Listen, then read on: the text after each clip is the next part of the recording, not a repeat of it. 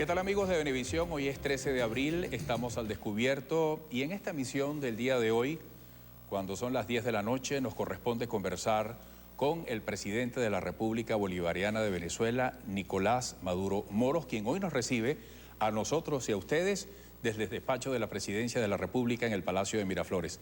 Presidente, gracias por atendernos. Bueno, siempre bienvenido para dialogar, conversar con el pueblo de Venezuela.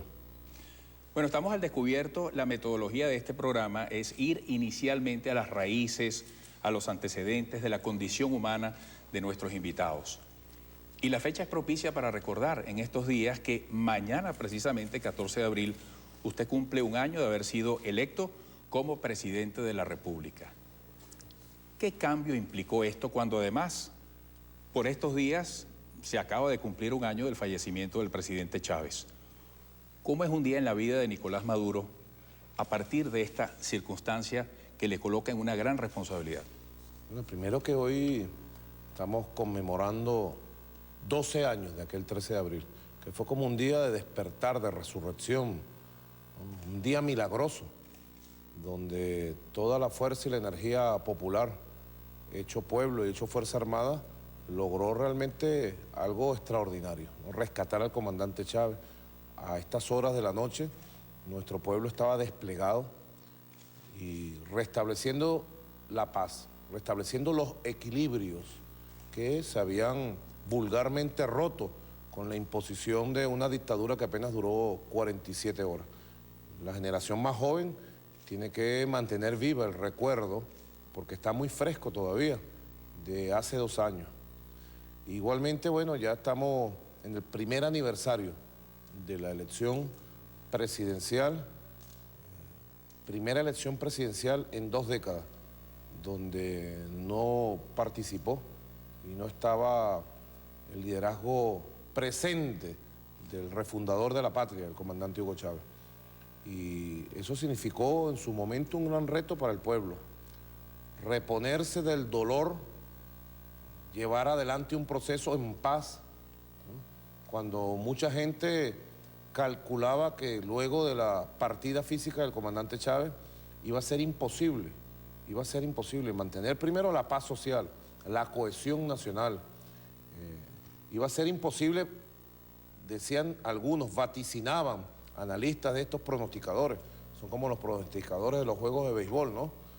Bastante ligeros, que la revolución bolivariana no trascendía al comandante Chávez, que sencillamente se iba y partía con él. Y hace un año hubo una gran prueba, que la pasamos, yo diría, de manera heroica.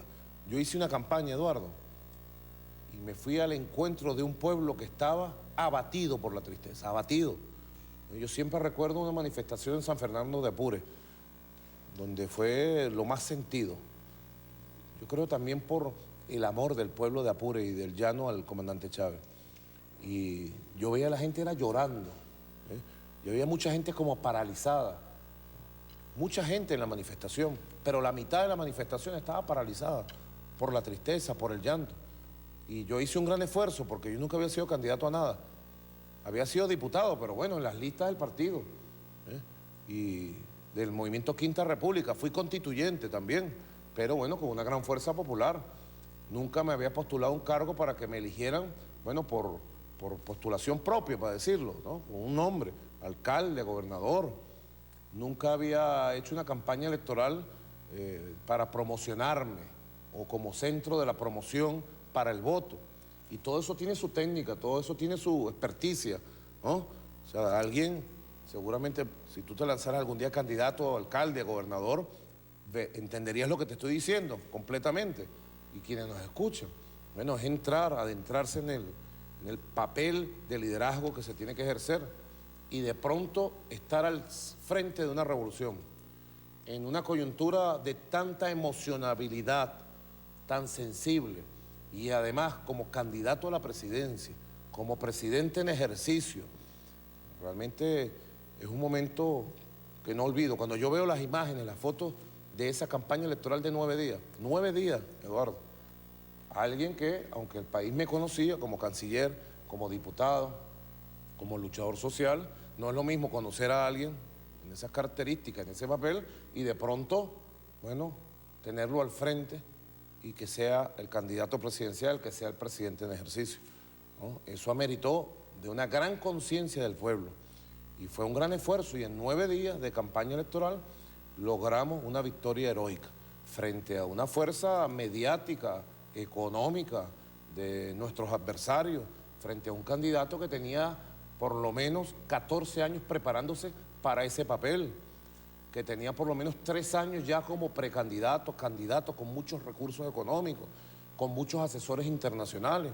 Creo que fue una victoria realmente producto de la gran conciencia del pueblo y además de la heroicidad de un pueblo que se repuso a sus tristezas, a sus dolores. Tú me preguntas específicamente, ¿cómo ha sido el cambio? Bueno, yo creo que el cambio, yo me he adaptado rápidamente. ¿Sabes por qué? Porque el comandante Chávez me entrenó. Es como de pronto, un ejemplo que podría ponerte, bueno, un señor esto de la calidad de David Concepción, ¿no? Que va entrenando a otro señor esto, no te digo de la calidad de quién, ¿no? Pudiera ser de Osvaldo Guillén, que lo conozco muy bien, aunque es fiero opositor, pero le tengo gran cariño porque jugamos juntos. Me fue entrenando, pues yo estuve en el campo siempre, entrenando, agarrando la bola, lanzando la bola, con disciplina, con entrega al trabajo. Así que cuando ya me toca este papel, en medio de una gran nostalgia, por el amor que tengo por el comandante Chávez, por su ejemplo, bueno, yo creo que él me fue preparando para colocarme aquí donde estoy. Y este año creo que lo hemos demostrado. Yo no soy un hombre vanidoso, egocéntrico, no tengo ninguna de esas debilidades, afortunadamente y gracias a Dios y a la formación que me dio mi madre y mi padre, a la formación revolucionaria del comandante Chávez. Pero creo que en un año hemos demostrado que sé darle duro a la pelota, sé combatir, sé trabajar. Me he entregado en un año completamente al trabajo, al pueblo, a buscar la paz, a disipar golpes de Estado, a disipar emboscadas, trampas, maldades de todo tipo, guerra económica, guerra eléctrica, guerra psicológica, guarimba, reguarimba.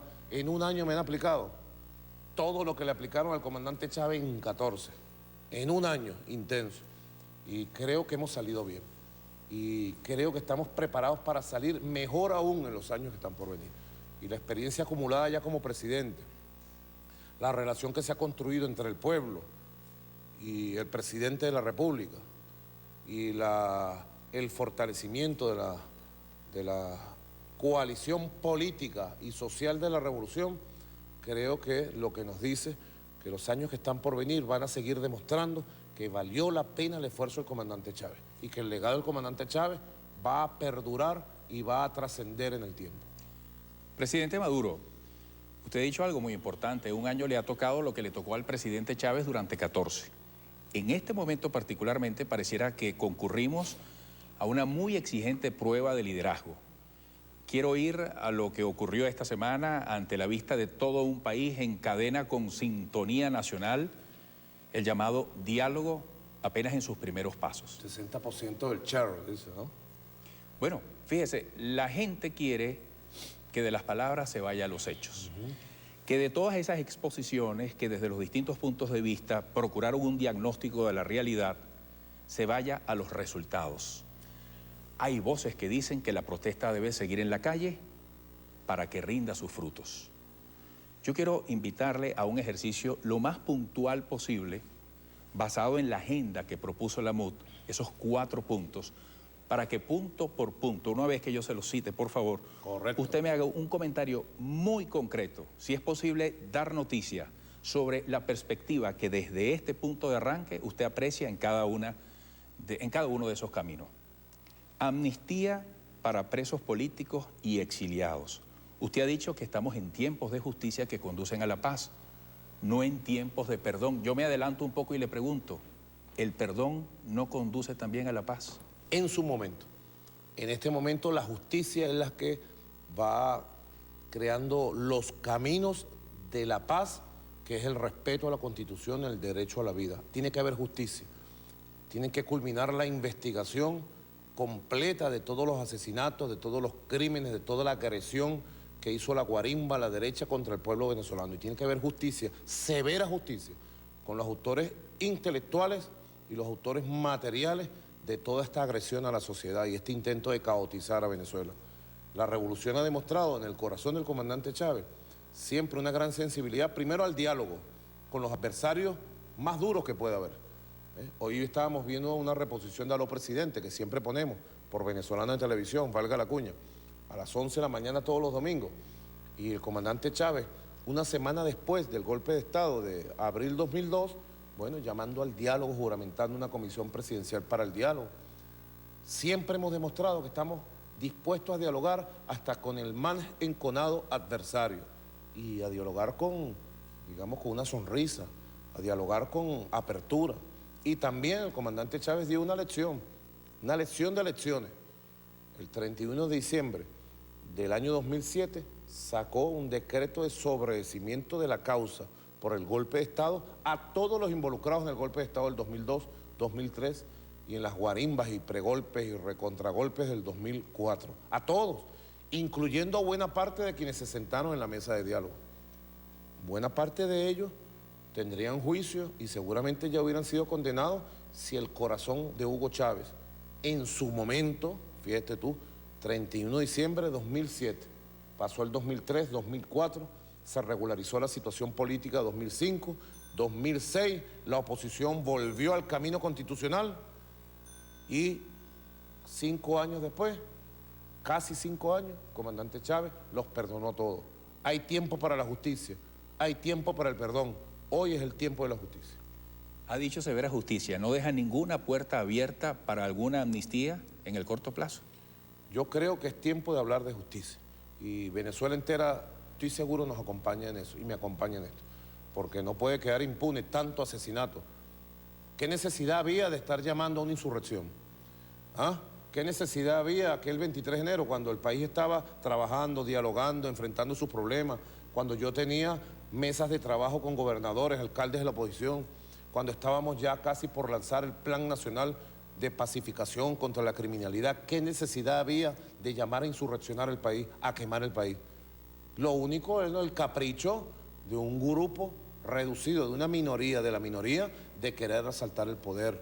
Lo único, el desconocimiento de la inmensa fuerza y legitimidad que tiene la revolución bolivariana, el desconocimiento de las reglas de juego de la democracia. Si el 23 de enero apenas de este año habían pasado 5 semanas de la inmensa victoria que tuvimos el 8 de diciembre del año pasado, donde ganamos el 75% de las alcaldías, con un 55% de los votos, donde todo el mundo aceptó los resultados, todo el mundo, alcaldía por alcaldía. Entonces, si veníamos en ese clima político de respeto a la Constitución, a los resultados electorales, si había un clima convocado por el presidente y aceptado por la oposición de trabajar en conjunto, ¿por qué rompieron ese clima? ¿Quién lo rompió? ¿Con qué objetivo? Tremendo daño, 15.000 millones de dólares. Hemos cuantificado los daños que se le hizo a la economía. Nada más en estas 8 semanas de guarimba.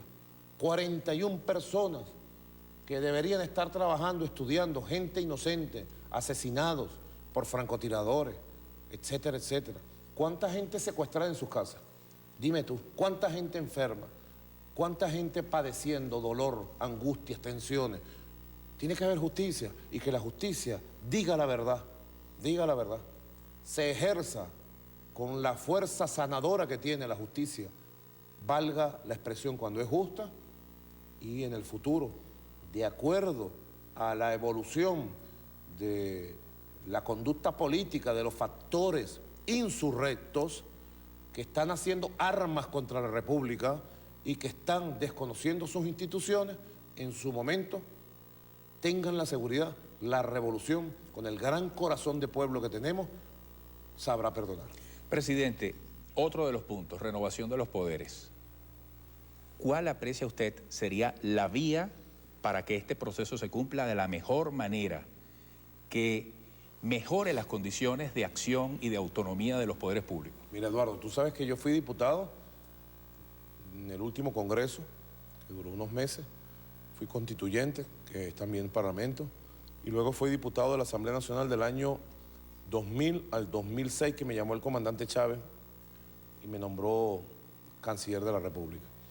Conozco muy bien la vida del Parlamento en estos años, ¿no? Y lamento mucho que la oposición, por sus propias contradicciones internas, sus peleas internas, sus chantajes internos, se haya separado de los mecanismos constitucionales para la renovación permanente de los poderes públicos. Desde el año 2000, solo en el año 2000 acudieron, eso se lo dije yo ahí en la mesa, y se lo dije al doctor Ramón Guillermo Aveledo en la reunión en privado. Solo en el año 2000 ellos acudieron cuando elegimos por primera vez los magistrados del Tribunal Supremo, los rectores del CNE, la Defensoría del Pueblo, la Fiscalía, la Contraloría. De resto se fueron, sabotearon muchas veces esos procesos. Yo celebro que la oposición haya aceptado por ahora la propuesta de que se integren en la Asamblea Nacional los comités constitucionales para renovar los cargos del Tribunal Supremo de Justicia, renovar 3 rectores del Consejo Nacional Electoral, renovar la Contraloría y otros poderes públicos. Creo que eso debe transcurrir como dice la Constitución, que se llame a concurso público, que se presenten los credenciales de los mejores venezolanos y las mejores venezolanas para esos cargos y que la Asamblea Nacional logre un acuerdo en base al respeto a la Constitución y elige esos poderes públicos. Eso debería ser así siempre.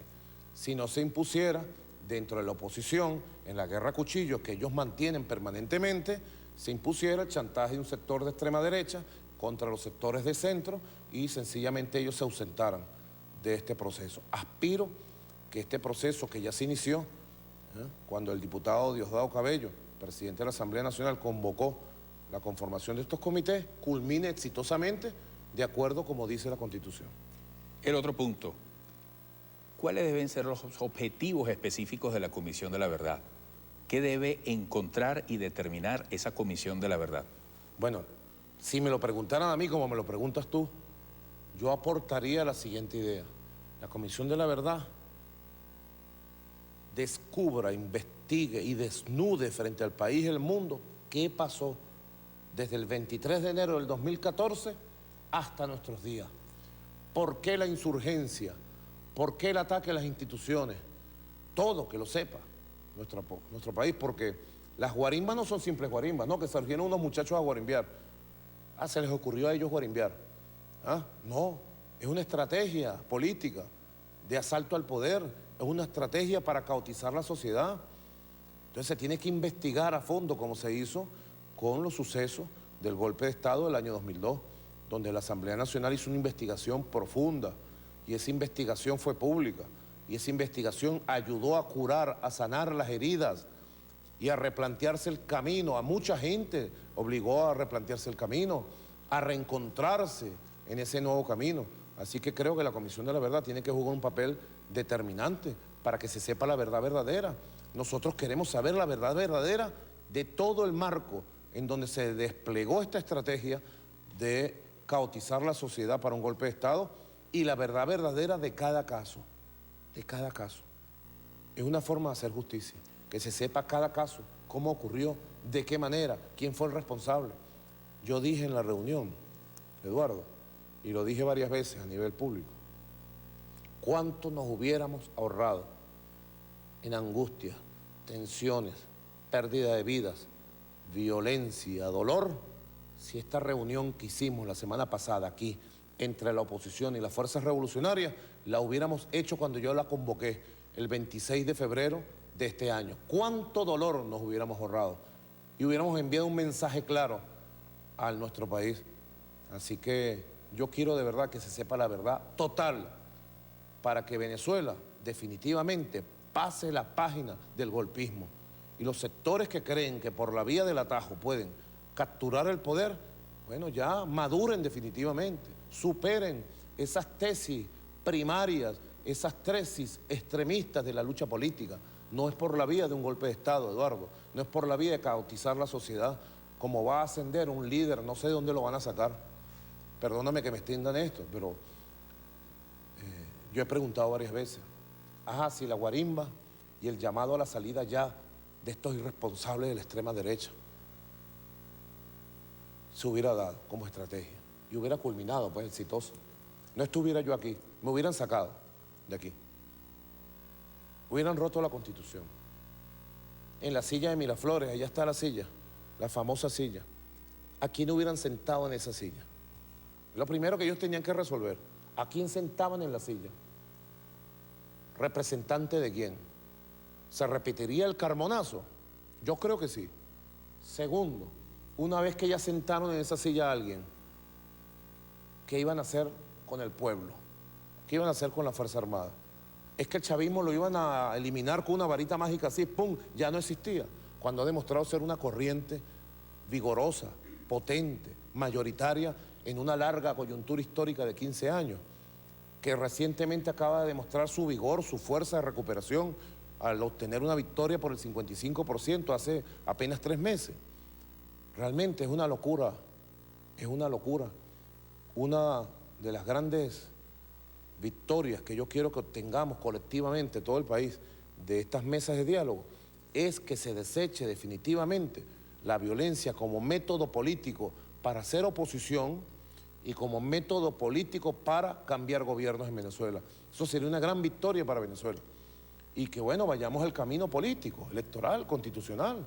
El que quiera protestar, que proteste, bienvenido. Yo diría, ojalá que más allá de la protesta tuvieran una propuesta sobre los temas de los cuales ellos protestan. ¿Quién proteste? Pues yo te digo otra cosa más. Nosotros tenemos estadísticas sobre el tema de la protesta, por ahí lo tocaste en una de las preguntas. Nosotros tenemos estadísticas de los últimos años. ¿Y tú sabes quién sale a protestar en este país? Este país democrático. El 90% de las protestas las hace el pueblo chavista. Obreros, amas de casa, estudiantes. Protestan porque es un país democrático. Protestan y proponen también. Así que yo de verdad aspiro a la verdad absoluta y que la verdad nos conduzca hacia el camino del respeto de la Constitución, de la convivencia y la coexistencia pacífica entre todos. Presidente, tenemos que hacer una pausa en Al Descubierto. Cito textuales algunas expresiones suyas. La verdad total, la verdad verdadera, momento de desechar la violencia. El último de esos 4 puntos que propone la MUD, desarmar a los grupos armados.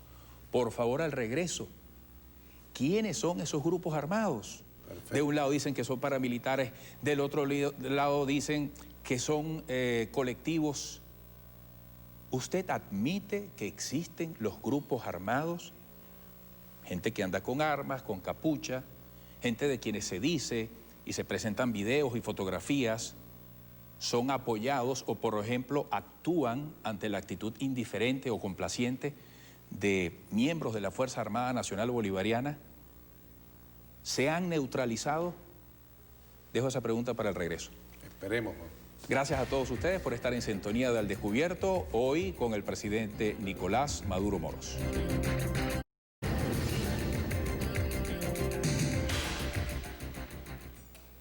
Amigos, seguimos Al Descubierto por Venevisión en esta conversación con el presidente Nicolás Maduro Moros desde el despacho de la Presidencia de la República Bolivariana de Venezuela, aquí en el Palacio de Miraflores. En la parte anterior yo dejaba abierta esta pregunta. ¿Cómo desarmar a los grupos armados? Pero antes de ello, ¿quiénes son? ¿Ustedes tienen una idea o tienen ya un concepto determinado sobre esta variable asociada a la violencia? Bueno, hace 12 años se trabajó el mismo esquema, es un mismo libreto.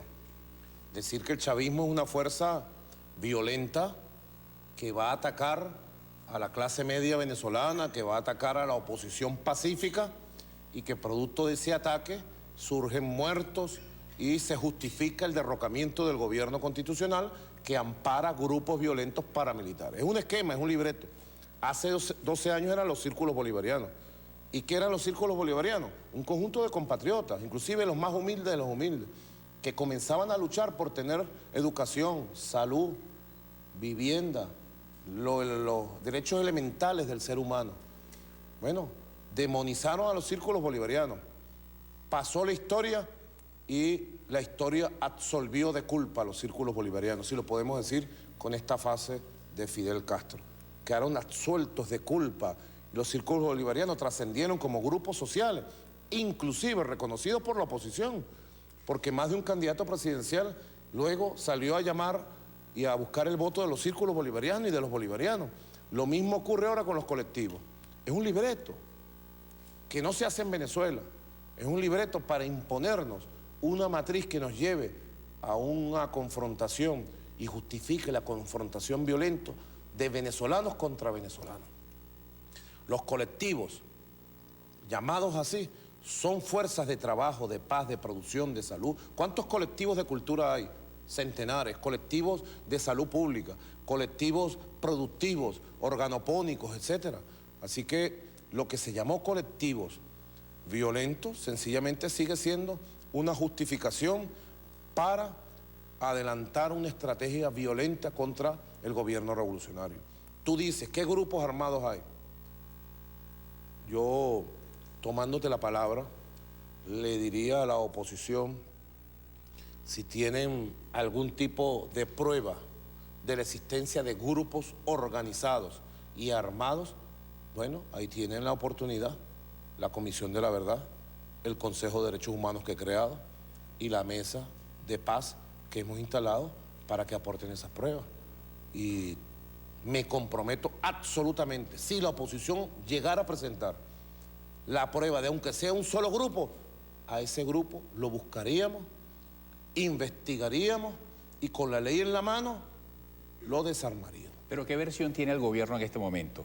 La versión ¿El gobierno no ha visto grupos armados? Sí hemos visto, claro que sí. ¿Quiénes son entonces? Bueno, si no son los colectivos. Los grupos armados que nosotros hemos identificado, algunos de sus integrantes están presos, están juzgados.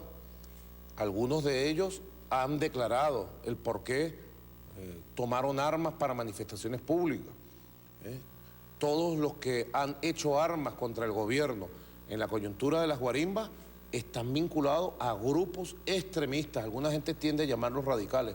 Radical es una palabra muy bonita, es un concepto muy bonito de la historia. Radical es ir a la raíz, a resolver de raíz, a construir de raíz. Estos son grupos extremistas, violentos, de la extrema derecha. Fíjense ustedes una foto muy significativa que sacó la agencia francesa de noticias, AFP.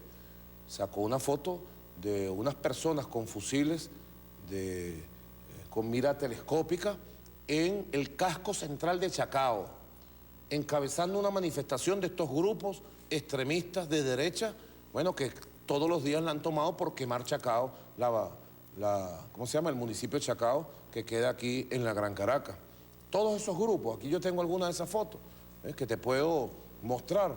Todos esos grupos es lo que yo he llamado, que en Venezuela se ha ido conformando una insurgencia armada, si me lo permite. Rompo un poquito el protocolo del programa, ¿no? Aquí está parte de esos grupos, esta cámara, aquí está, en Chacao. Esta foto no la sacó la agencia venezolana de noticias, ni venezolana de televisión, esta foto la sacó una agencia internacional y en privado alguna gente conversó. Mira, aquí está otra foto en otras circunstancias. Es lo que yo le digo a la oposición, y algunos de sus voceros lo han hecho. Condenen abiertamente la violencia armada como método político para hacer oposición o lucha política en el país. Y aquí están otro tipo de armas, armas llamadas caseras, pero con un poder de fuego y de destrucción también bárbaro. Yo le pregunto, no te lo pregunto a ti porque sé tu respuesta, pero yo le pregunto a los venezolanos, ¿ustedes están de acuerdo que esta sea la vía como los venezolanos resolvamos nuestras diferencias y nuestros problemas? La vía violenta, la vía armada. Aquí está, esto es el Cafetal, aquí en Caracas. Esto fue hace una semana. Estos grupos son a quienes nosotros debemos entregarles el poder político. Estos son grupos de protesta, no, estos son grupos armados que ejercen el terrorismo, que han asumido una estrategia de insurgencia armada contra el gobierno revolucionario. Y son los únicos grupos armados que están en las calles. Y nosotros, con una estrategia correcta desde el punto de vista de la seguridad pública, hemos ido poco a poco neutralizando. Buena parte de estos grupos están ya presos. Otros, lamentablemente, como un muchacho en Maracaibo, hace 2 semanas exactamente un domingo, un muchacho perdió la vida. Qué dolor para el padre y la madre, los hermanos, la familia, los amigos de este muchacho. No, porque era un muchacho, pues, 22 años. Que le llegue la noticia. No, perdiste a tu muchacho. ¿Cómo? Bueno, utilizando una bazuca esta. Lo habían entrenado, lo habían envenenado en grupos estos paramilitares, lo habían envenenado contra la revolución, contra el presidente Chávez, contra Maduro. Y él salió para la calle, bueno, envenenado, y en su cerebro, me imagino, iba, bueno, toda esa fuerza negativa de la violencia generada por el odio, por el deseo de venganza. Y cuando fue a disparar su bazuca, la bazuca disparó para atrás y el muchacho quedó destrozado, destrozado. ¿Ah? ¿Esto es lucha política? No. Por eso es que yo hago un llamado. Esta Conferencia Nacional de Paz, Eduardo, esta Comisión de Diálogo para la Paz que hemos instalado con la oposición, tenemos que hacer un esfuerzo extraordinario por disipar a tiempo cualquier grupo extremista que esté pensando en tomar armas contra la Constitución, contra la República, o que ya las haya tomado. Presidente, sobre este comentario, usted insiste en la tesis del golpe de Estado. Para quienes se preguntan, si no son los militares, ¿quién puede hacerlo?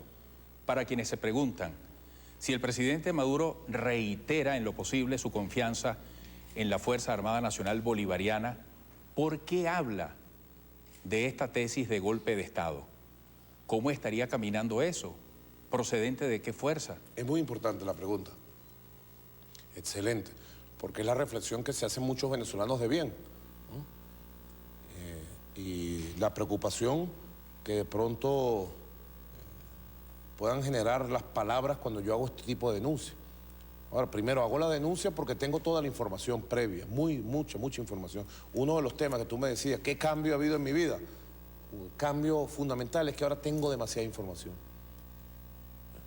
Demasiada información de fuentes llamadas A1, del máximo nivel en este mundo, porque el comandante Chávez lo quería mucha gente en el mundo y dejó una red de gente que nos protege en el mundo entero. No digo más, pero en el lugar que tú menos puedes sospechar, ahí hay una persona que quiere a Venezuela, que quiere la paz para nosotros, que admiró a Chávez y que nos hacen llegar información que luego nosotros cruzamos y además que confirmamos con la actitud de factores de la oposición, lamentablemente. Ahora, ellos han preparado el llamado golpe suave, como dijera Ramos Alup, ¿no?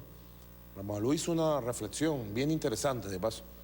Yo aprendí a respetar a Ramos Alup en la Asamblea Nacional. Nos dábamos duro, como tiene que ser. Él tiene un concepto betancurista de la política y tiene un concepto, bueno, de acción democrática. Lo respetamos, pero no lo compartimos, ni de broma. Pero hizo algún conjunto de reflexiones que se ve que nos escuchan. Es lo que llaman el golpe suave y también lo llaman los estrategas. Es el tipo de guerra no convencional contra los países. El tipo de guerra no convencional no es la guerra en que un país le declara al otro su enemigo y se lanza con sus fuerzas militares, no. Es una guerra para descomponer desde adentro. Y es un golpe que no depende de unos militares que oficialmente salen a proclamar a una junta de gobierno tipo Pinochet, no. Es una fórmula más compleja, más complicada. En este caso específico, se pretendía repetir la fórmula de llevar al país a una confrontación violenta generalizada. Un caos, luego de creado el caos y la violencia generalizada con un número grande de víctimas, ¿no? Pronunciamientos internacionales, aislar al país internacionalmente, y luego algún tipo de goteo, pronunciamientos de uniformados.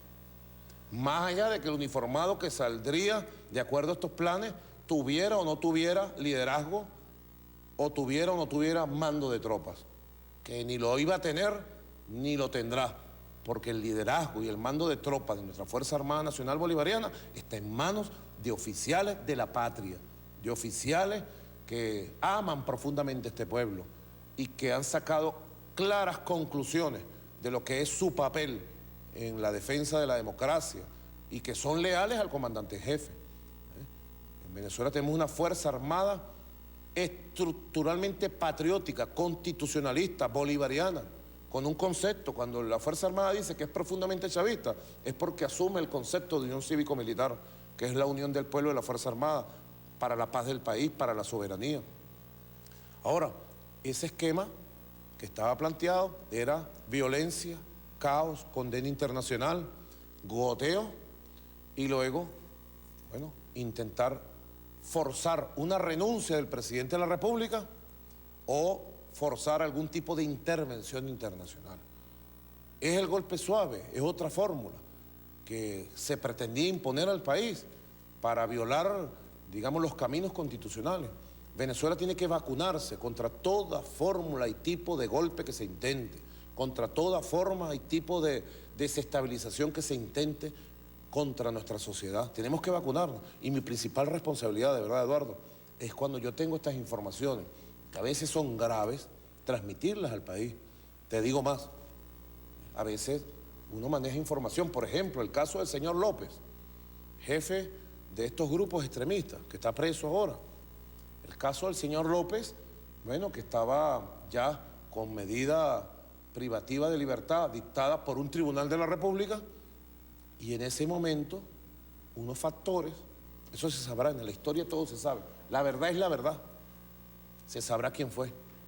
Comenzaron a planificar el asesinato de Leopoldo López. Inmediatamente yo llamé a Diosdado y le dije: Diosdado, cumple esta tarea de paz. Y Diosdado se fue a casa de la familia, del padre, la madre de Leopoldo López, de su esposa, y estuvo conversando varias madrugadas hasta que se logró la fórmula perfecta de una entrega controlada del señor López a la justicia, porque lo querían matar, Eduardo, lo querían matar, gente de la extrema derecha, y él sabía que era así, y su familia, apenas le dijimos, tuvieron la certeza de que eso era así. ¿Para qué? Para provocar entonces la noticia bomba, pues, asesinado. ¿Y a quién le iban a echar la culpa del asesinato del señor López? ¿Ah? Al presidente de la República, a la revolución. ¿Cuántas cosas hemos hecho por la paz? Recientemente me llegó una información de que estos grupos extremistas, locos, llenos de odio, pretendían ataques contra dirigentes de la oposición y dirigentes de la revolución. Eso fue exactamente un día donde quemaron una casa del Partido Socialista en Los Teques y una casa de la MUT en Lara. Cuando yo vi que la información toda coincidía, inmediatamente le dije al vicepresidente Arriaza: llámate a los dirigentes de la MUT y dile que hay planes así, así, así, así contra ellos. Son sectores extremistas que no hacen política, que no están en el marco de la Constitución, que no quieren este país y que responden a intereses muy distintos de los que tú crees para esta patria, de los que creo yo y de los que cree la mayoría.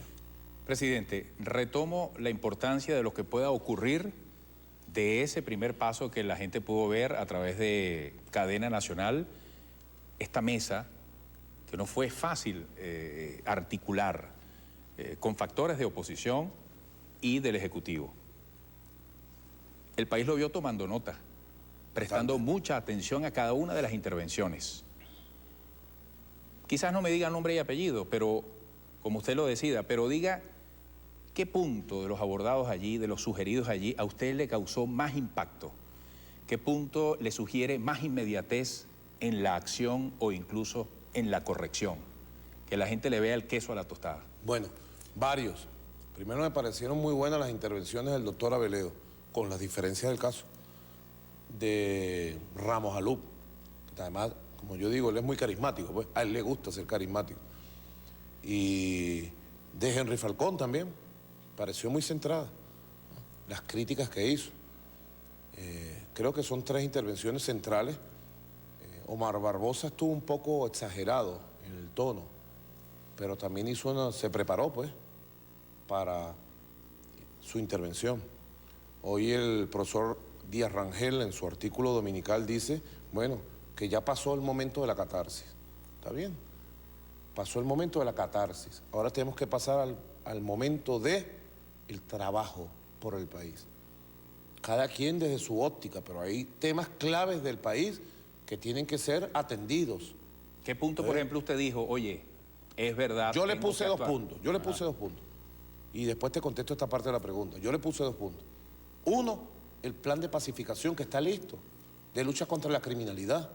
Ya nosotros el miércoles desplegamos una nueva fase del plan Patria Segura, retomamos el redespliegue, porque Patria Segura lamentablemente se vio afectada por estas guarimbas, porque toda la fuerza pública, bueno, tuvo que salir a defender la paz del país. Yo le digo a ellos, vamos a retomar todas las reuniones de trabajo y todas las acciones que nos conducen al plan de pacificación nacional. Es el primer punto. Yo creo que eso va a avanzar. Segundo, en el tema económico, tenemos visiones totalmente distintas. Es evidente que hay dificultades. Díganme el país que no tenga dificultades. Si Europa entera, que es una potencia económica, tiene dificultades desde hace años, y hay despidos, y el desempleo llega a 25%. En Venezuela el desempleo lo cerramos en 5.6 el año pasado. En Europa, que es una potencia, le están quitando las pensiones a los viejitos, le están negando la educación pública a los estudiantes universitarios. Europa, que es una potencia. ¿Qué país no va a tener dificultades? Tenemos dificultades, pero sentémonos en la Conferencia Económica de Paz y vamos a trabajar con criterios comunes para la producción, el crecimiento económico, que es la única forma de vencer la inflación, para una reforma fiscal a fondo, para captar la riqueza del país y distribuirla en los derechos sociales del pueblo. Son 2 temas clave que yo les puse allí. Yo creo que ellos están en disposición de hacerlo. Ahora, ¿qué cosa? Por ejemplo, lo que planteó Henry Falcón. Él planteó una denuncia, 2 denuncias hizo Henry, ¿no? Yo inmediatamente hablé con Carlos Osorio, ministro de la Presidencia, eso era el viernes, ¿no? Ya eran las 12 de la noche, y ordené una inspección a esos 2 lugares que denunció Henry Falcón. Ayer mismo, sábado, llegó el informe de la inspección, demostrando que una de las denuncias era cierta, una de las denuncias. E inmediatamente he ordenado, bueno, que se investigue, que se castigue a los responsables, es lo primero, que se le corte la cabeza a los responsables, para decirlo en lenguaje chavista, y que se inicie un proceso de recuperación de ese proyecto. Y el otro, bueno, he aprobado ya unos recursos para que se termine la carretera hasta Yaracuy, porque llegamos hasta la mitad. O sea que la denuncia de Henry Falcón, gobernador, estaba hasta la mitad. Él dijo que eso estaba, no, ya está hecho a la mitad de la carretera y el terraplén, y vamos a continuarlo. Yo tomé nota y tomo en serio cada crítica, cada cosa que ellos digan, lo tomo muy en serio. Y creo que, fíjate tú, un día después eso fue el jueves, ya era viernes, el viernes en la tarde se dio algo muy importante, que afortunadamente fue resaltado en los noticieros y en la prensa. Se pudiera resaltar un poquito más porque fue muy interesante.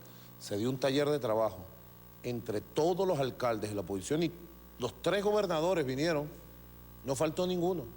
Y allí, ministro por ministro, Eduardo, ministro por ministro, se reunió con los alcaldes, los gobernadores, y vieron los temas claves de cada municipio y de cada estado gobernado por la oposición. Ese es el trabajo que yo quiero hacer, el trabajo de unirnos en todo lo que podemos unirnos en función del país, de la prosperidad del país, del crecimiento. Yo no creo en una posición oposicionista, obstruccionista. Yo creo en una oposición que proponga, que cree fórmulas, que ayude al país. Se lo dije a ellos y se lo digo por aquí, esta es la Cámara, a la oposición venezolana. En primer lugar, a la oposición social, a la gente que no vota por la revolución ni ha votado. Y en segundo lugar, a los dirigentes políticos de los partidos de la oposición. Nunca en la Venezuela del siglo XXI prosperará una alternativa política a la revolución a partir de la ideología del odio y del antichavismo. No prosperará a partir de la protestadera estéril de la calle y la violencia. No prosperará. La única forma que algún día prospere, Eduardo, compatriotas, alguna propuesta alternativa en lo político, es respetando la Constitución, es respetando la revolución, es respetando a los actores sociales y políticos venezolanos que luchamos por esta patria, pero además es construyendo propuestas que sean superiores a la revolución, propuestas superiores. Porque pregúntate tú aquí, o preguntémonos, ¿por qué los últimos candidatos presidenciales que ha tenido la oposición, cuando salen a buscar votos, ¿por qué salen a buscar votos diciendo que van a respetar la misión vivienda, la misión barrio adentro, la misión tal? Y como eje central de su discurso ha sido para tratar de conquistar el voto nacional, que van a respetar los logros de la revolución. ¿Por qué lo hacen en elecciones y cuando pasan las elecciones no se dan cuenta que ese es el camino? Respetar lo que se ha construido.